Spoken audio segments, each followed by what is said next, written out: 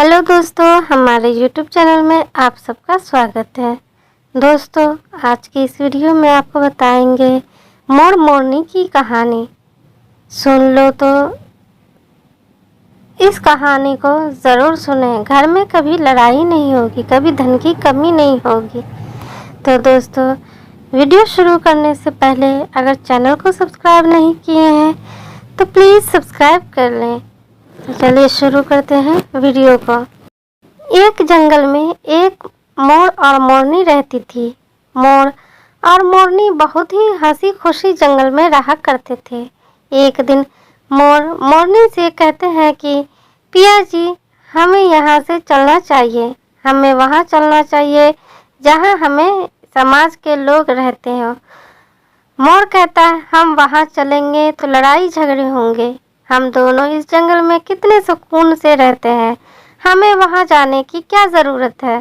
लेकिन मोरनी जिद करने लगती है तो मोर भी मान जाता है और वे दोनों उड़कर एक नगर में आ जाते हैं। कुशीनगर का राजा पशु पक्षी की भाषा को आसानी से समझता था।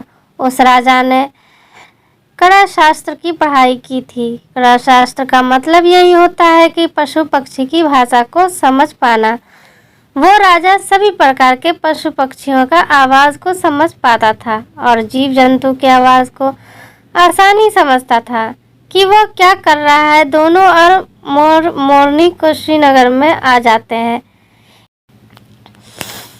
एक दिन की बात है। राजा अपने रानी से कहता है कि हे रानी, मुझे बहुत तगड़ी भूख लगी है, आप मुझे भोजन खिला दीजिए। राजा की रानी 36 प्रकार का भोजन बनाकर एक हाथ में पानी का लोटा और दूसरे हाथ में खाना का थाली लेकर राजा के पास पहुंचती है। रानी जैसे ही भोजन का थाली राजा के समक्ष रखती है तो एक चावल का टुकड़ा नीचे गिर जाता है। वहीं पर कुछ चींटियां घूम रही थी तो एक चींटी चावल के टुकड़े को लेकर वहां से जाने लगती है। राजा बैठा इस घटना को देख रहा था और चींटी के पास में तुरंत ही एक बड़ा चींटा आता है और वो चींटा चींटी से कहता है, ये चावल का टुकड़ा मुझे दे दीजिए और पूजा की थाली से दूसरा चावल का टुकड़ा लेकर आओ। उनकी बातों को राजा पूरी तरह से सुन रहा था, क्योंकि राजा जानवर पशु पक्षी की भाषा को समझ सकता था।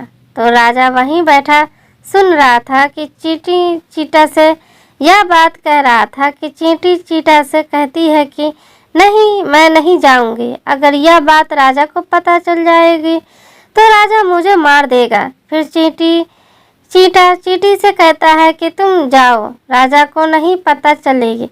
चींटी फिर जाने की कोशिश तो करती है लेकिन आधे रास्ते से वापस चली आती है और चींटा से कहती है, नहीं, मैं नहीं जाऊंगी। हो सकता है राजा को पता चल जाए और मुझे मार दे। राजा उन दोनों को देख रहा था तो चींटा को इस बात का भान हो जाता है कि राजा हमारी बातें को समझ रहा है। चींटा फिर चींटी से कहता है कि देखो, लगता है राजा हमारी बातों को समझ रहा है। राजा ने हमारी बातों को सुन लिया है, इसीलिए वो हमें ही देख रहा है। चींटी चींटा से कहते हैं, अगर राजा ने हमारी बातों को सुन लिया है तो अगर यह बात राजा किसी और को बताएगा तो उसी समय पत्थर का बन जाएगा। राजा चींटा और चींटी की बात को बखूबी सुन लेता है और समझ लेता है। राजा इस बात को सुनकर हंसने लगता है। जैसे ही राजा को हंसी आती है, उधर राजा की रानी रसोई से बाहर आती है। वो जैसे ही रसोई से बाहर निकलती है, उसे राजा हंसता हुआ दिखाई देता है। रानी राजा को हंसते हुए देखकर सोचने लगती है कि शायद मुझसे ही कोई गलती हुई है, इसलिए राजा साहब हंस रहे हैं। रानी राजा के पास आती है और कहती है, महाराज, क्या मुझसे कोई गलती हुई है कि आप इतने जोरों से हंस रहे हैं? राजा रानी से कहता है कि नहीं, ऐसी कोई बात नहीं है, मुझे बस यूं ही हंसी आ गई है। रानी जिद करने लगती है और कहती है, आपको मुझे बताना पड़ेगा कि आप क्यों हंस रहे हैं। राजा बार बार मना करता है क्योंकि राजा को पता था, क्योंकि चींटी ने कहा है कि अगर मैं चींटी वाली बात किसी को बताऊंगी तो मैं पत्थर का बन जाऊंगा। इसलिए राजा रानी को यह बात नहीं बताना चाहता था, लेकिन रानी बार बार जिद कर रही थी और कहती है कि आपको मुझे बताना ही पड़ेगा कि आप क्यों हंस रहे थे।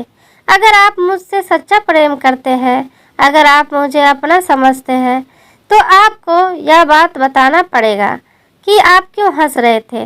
अब राजा बड़ा ही धर्म कष्ट में पड़ जाता है।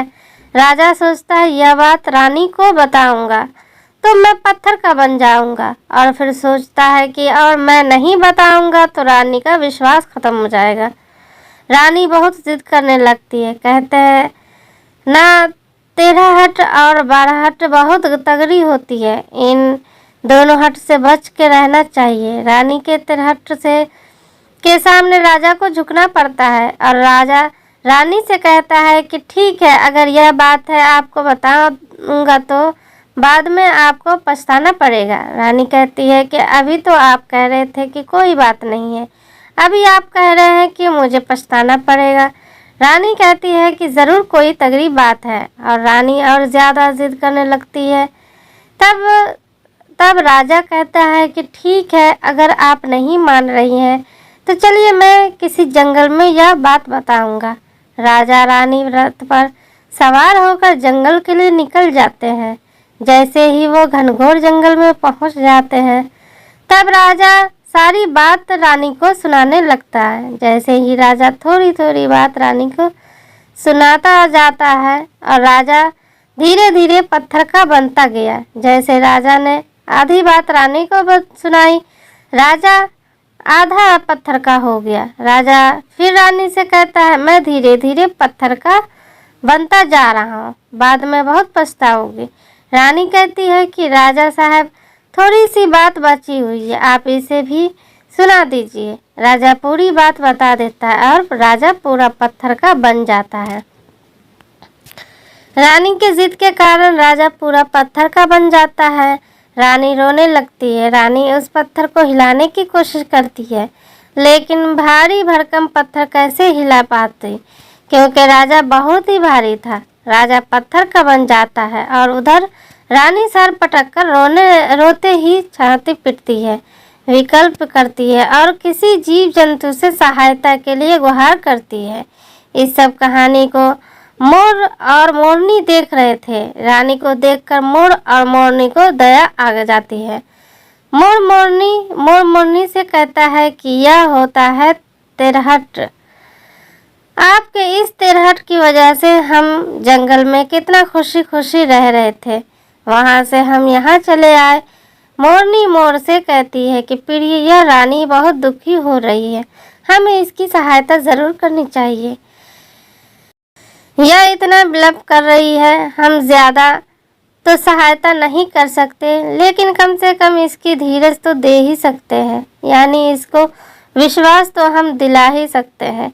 यही सोचकर मोर और मोरनी उस रानी के पास जाते हैं और जाकर रानी से कहते हैं कि रानी साहिबा, जो हुआ वो तो गलत हुआ, लेकिन आप ज़रा धीरज रखिए, अपने आप को थोड़ा संभालिए। आपके पीछे पूरा राज्य है, राजा तो पत्थर का हो चुका है, अब आपकी राज्य का कारोबार आपको ही संभालना है। रानी मोर मोरनी की बातें सुनने के बाद कहती है कि भाई मोरनी, मैं अपने आप को कैसे संभालूं, क्योंकि अब तो मेरा संसार उजड़ गया है, क्योंकि मेरा पति परमेश्वर पत्थर का बन चुका है, अब मैं क्या करूं। रानी की यह बात सुनते ही उधर मोरनी की मुखिया निकल जाता है कि राजा पत्थर के कैसे हो गए हैं। रानी वही बात बताने लगती है जो राजा ने चींटी वाली बात रानी को बताई थी। रानी वही बात मोर और मोरनी को बताने लगती है और रानी भी धीरे धीरे करके पत्थर का बन जाती है। और जब रानी पत्थर की हो जाती है और राजा तो पत्थर का हो ही चुका था। जब दोनों पत्थर के हो जाते हैं, उधर मोर मोरनी को चिंता सताने लगती है। उधर मोर और मोरनी बहुत दुखी हो जाते हैं और मोरनी को यह चिंता सताने लगती है कि अभी हम पर भारी संकट आ सकती है। मोर मोरनी को यह बात सताने लगती है कि हम भी पत्थर के नहीं बन जाए, क्योंकि राजा भी उसी चींटी वाले बात से पत्थर का हो चुका है और रानी भी इसी चींटी वाले पत्थर से की हो चुकी है। और मोर मोरनी से कहता है कि हम पर भी खतरा मंडरा रहा है, क्योंकि इस तरह की कोई भी बात नहीं जो तुम्हारे मुंह में रह सके। मोरनी कहती है, यहाँ से हम दूर चले जाते हैं। मोर कहता है, दूर जाने से क्या फायदा है, धरती के किसी भी कोने में हमारा पीछा नहीं छूटेगा। यह खतरा तो हमेशा हमारे ऊपर मंडराता रहेगा। अगर जाने अनजाने में भी हमारे बात मुंह से निकल गई तो हम भी पत्थर का बन जाएंगे। इसी बात को लेकर मोर और मोरनी बहुत दुखी हो जाते हैं। रात दिन यह सोचकर वो ना भोजन करते और ना चैन से सोते। बस रात दिन उनको यही दुख सताते कि कहीं हमारे मुख से निकल न जाए, यही हमारे मुंह से यह बात भूलकर भी निकल गई तो हम दोनों पति पत्नी पत्थर के बन जाएंगे। यही सोचकर और दिमाग लगाया कि यदि मैं सारे चींटियों को ख़त्म कर दूं तो यह सब खत्म हो सकता है, क्योंकि सारा करा धरा चींटियों का है। मोर मोरनी से कहता है, अगर हम दृष्टि से सभी चींटियों को खत्म कर दे तो यह सब संकट समाप्त हो जाएगा। मोर मोरनी इस बात से राजी हो जाते हैं और सभी चींटियों को मारकर खाना शुरू कर देते हैं। मोर और मोरनी का इतना आतंक हो गया था कि सभी चींटियां डर के मारे बिल के अंदर जाकर छिप गई। मोर और मोरनी निगरानी रखते और कहीं भी चींटी दिखती तुरंत दबोच लेते। कोई भी चींटी मोर और मोरनी की इस आतंक की वजह से बाहर ही नहीं आते थे। सभी चींटियों ने जमीन के अंदर अपना बिल बनाना शुरू कर दिया और जमीन के अंदर ही जाकर बैठ जाती है। काफी समय बीतने के बाद चींटियों को भूख सताने लगती है, क्योंकि भोजन तो अंदर मिलता नहीं, भोजन तो बाहर मिलता है। जैसे भोजन लेने के लिए चींटी बाहर आती और उसे दबोच लेते और उसे जान से मार देते। एक चींटी और चींटा भोजन के मारे तड़पते हुए श्री हरि विष्णु का जोरदार भजन करने लगे। भक्ति करते करते उन्हें यह भी मालूम नहीं था कि वो कहाँ है कहाँ नहीं है। वह घोर तपस्या में लीन हो गए।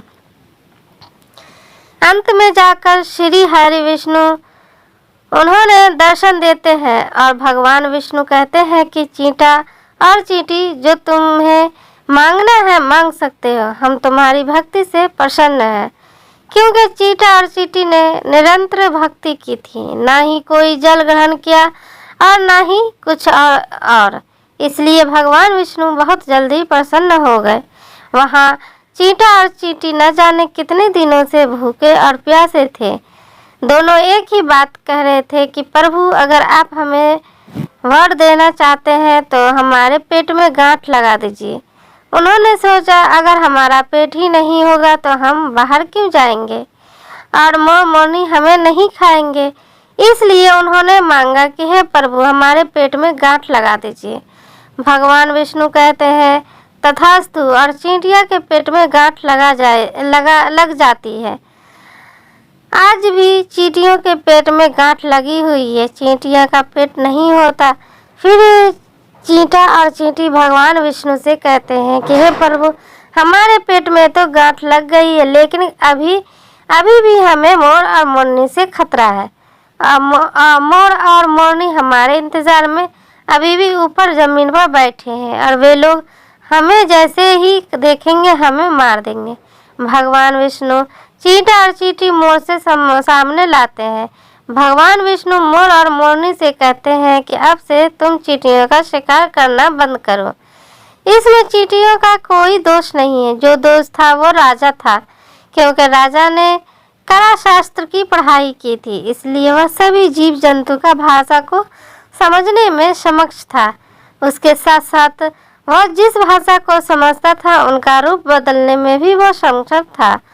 उन पशु पक्षियों का स्वरूप धारण किया करता था और जब वह राजा रूप धारण करता था तब पशु पक्षी के साथ संभोग भी किया करता था। और जब वह पशु पक्षी गर्भ धारण करते थे तो उन्हें छोड़ करके इंसान बन जाता था और फिर ऐसे पशु पक्षी पर वह जोर जोर से हंसता था। उसकी इसी मूर्खता के कारण ही आज यह राजा पत्थर का बना पड़ा है। मोर और मोरनी कहते हैं कि इसकी रानी का क्या दोष है। श्री हरि विष्णु कहते हैं कि उनकी पत्नी भी उनके साथ इस पाप में भागी है, क्योंकि उनकी पत्नी अगर उनको रोकती तो वह इतना बड़ा पाप नहीं करता, इसलिए उनकी रानी भी इस पाप की भागीदारी है, इसलिए आज वह भी पत्थर की बन चुकी है। श्री हरि के ऐसा कहने के बाद मोर उनसे कहता है, प्रभु अगर इस बात को हम किसी और से कहें जो कि रानी ने मुझे सुना है तो क्या हम पत्थर के बन जाएंगे। श्री हरि विष्णु कहते हैं कि तुम्हारा यह श्राप समाप्त हो चुका है, तुम्हें किसी से जो बात कहने पर कोई फर्क नहीं पड़ेगा, आप किसी से भी कह सकते हैं, तुम्हारे ऊपर से खतरा टल चुका है। मोर और मोरनी प्रसन्न हो जाते हैं, श्री हरि अत्यधन्य हो जाते हैं, वहाँ से चले जाते हैं। मोर और मोरनी जोरदार नाचने लगे, उनकी खुशी का कोई ठिकाना नहीं था। खुशी के मारे नाचते हुए मोर अपने पैरों को देखकर रोने लगता है। मोर सोचने लगता है कि पहले से तो आज मेरा पूरा बदन सुंदर है, लेकिन मेरे पैरों के फटने का कारण क्या है। मोर के पैरों के फटने का कारण चींटी खाना था, क्योंकि उसने बहुत सारे चींटी मार मार कर खाई थी और मोरनी भी खाई थी, इसलिए उनके पैर फट गए। आज भी कोई इंसान अगर चींटी खाता है तो उसके शरीर में छोटे छोटे दाने बन जाते हैं। यदि आप ज़्यादा मात्रा में चींटी खाओगे तो आपका बदन भी फटने लगेगा। इसी तरह मोर के पैर भी फट गए थे, बदसूरत हो गए थे, इसलिए मोर अपने पैरों को देखकर जोर जोर से रोने लगा। मोरनी कहती है कि धीरज रखिए, जो होना था वो तो हो गया, रोने से क्या होगा। मोर नाचता है और जोर जोर से रोता है, इसलिए मोरनी इसके आंखों से आंसू को नीचे गिरने से रोकती है, लेकिन रोक नहीं पाती, तो वह एक एक आंसू उठाती और अपने मुख से रखने की कोशिश करती है, लेकिन कितना मुख में रखती, आंसू सीधे मोरनी के पेट में चले जाते हैं। इसी तरीके से बार बार मोरनी मोर के आंसू को रोकती और मोर नाचता और खूब जोर जोर से रोता। मोर के आंसू और मोरनी के प्यार को देखकर भगवान श्री हरि फिर से दर्शन देते हैं। मोर मोरनी को आशीर्वाद देते हैं और कहते हैं कि तुम्हारा प्रेम ऐसे ही सदा बना रहे। इस आशीर्वाद की वजह से मोर और मोरनी कभी संभोग नहीं करते, क्योंकि मोर नाचता है, उसके आंखों से आंसू गिरते हैं और उन आंसू को मोरनी चूमती है और उसी आंसू के कारण मोरनी गर्भवती हो जाती है। भगवान श्री हरि मोर मोरनी को आशीर्वाद देते हैं और कहते हैं तुम धन्य हो, एक समय ऐसा भी आएगा कि तुम्हारे पंख को मुकुट बनाकर धारण करेंगे। इसलिए कहते हैं कि जब श्री कृष्ण के रूप में श्री हरि धरती पर आते हैं तो मोर मुकुट के साथ आते हैं। तो कैसी लगी आज की ये कहानी दोस्तों? अगर अच्छी लगी है तो इस वीडियो को लाइक करना और कमेंट करके बताना ज़रूर कि कहानी कैसी लगी, और चैनल को सब्सक्राइब करना बिल्कुल नहीं भूलना दोस्तों। तो दोस्तों अगले वीडियो में फिर मिलते हैं।